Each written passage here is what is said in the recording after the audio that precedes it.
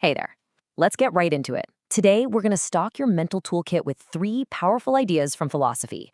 And look, these aren't just dusty theories for a classroom. These are practical, everyday tools you can use to make sense of our crazy, complicated world. I mean, does it ever feel like you're just wading through noise? Every single day, there's a new fight online, a million different paths your life could take, and just a fire hose of information blasting at you. It can be a lot, right? Just totally overwhelming. So instead of just getting swept away by all that chaos, we're going to build something. Think of this as grabbing 3 specific tools that will help you think way more clearly about the arguments you have, the choices you make, and the beliefs you hold. Okay, tool number 1. Let's talk about disagreements. You ever wonder why, when we get into conversations about morals or politics, the big stuff, things can go from 0 to 60 so fast? Why do they feel so personal? Well, a big part of the answer might be this idea called prescriptivism. The philosopher Hare had this brilliant insight. He said that when we use moral words, we aren't just describing how we feel. When you say stealing is wrong, you're not just stating an opinion. You're actually saying, do not steal. It's a command. And Hare broke this down into 3 key properties that make moral language so potent. First, we treat our moral claims as universal, meaning they should apply to everybody, no exceptions. Second, like we just said, they're prescriptive. They're commands telling people what to do. And third, and this is a big one, they're overriding. This means we believe a moral value beats any other kind of value. Like, sure, that burger tastes good, but if you believe eating meat is wrong, that moral value is supposed to trump your taste buds. And this quote just nails that universal point. When you make a moral statement, you're not just talking about you or your town. You are, in a very real sense, trying to write a law for the entire human race. I mean, just think about that. You're legislating for all humanity. That's heavy. So here's the bottom line. Our arguments get so fiery because they're not just casual conversations. We're each in a battle, trying to get the other person to live by our universal law. It's a clash of worldviews. Understanding this doesn't automatically solve the fight, but man, it sure explains why it feels so intense. All right, on to our second tool. We're going to shift gears now from the conflicts we have with other people to that really tricky conflict we have inside our own heads, the sheer anxiety of having to make choices in a world of seemingly endless options. The writer Sylvia Plath captured this feeling so perfectly with her fig tree metaphor. You imagine your life as this tree, and every single fig is a different future you could have, a different career, a different partner, a different city. You want them all. But you know that picking just one means all the others will wither and die. And that's, well, it's paralyzing.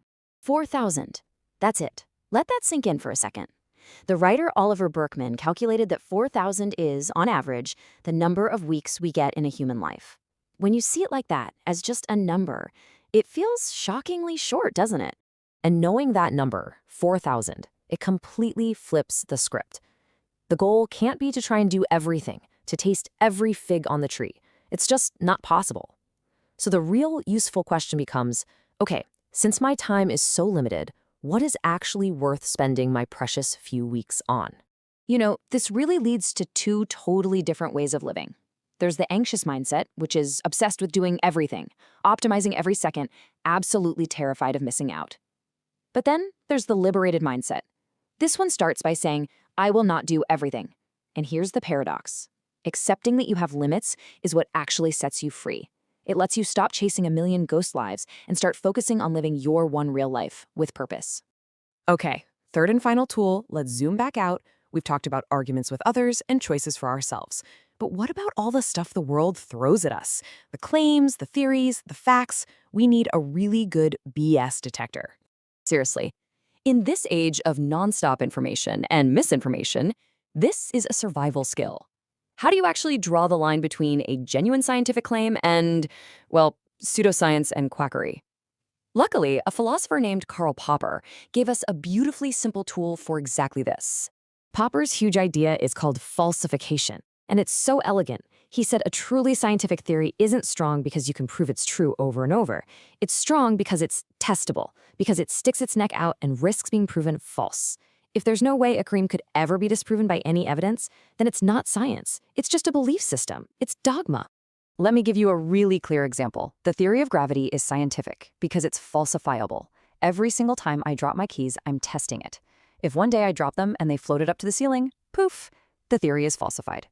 But compare that to a claim like, the world is secretly run by lizard people. If you say, show me the evidence, they'll say, well, they're too smart to get caught. There's nothing that could ever prove it wrong. It's a closed loop. So this gives us a killer question we can use all the time.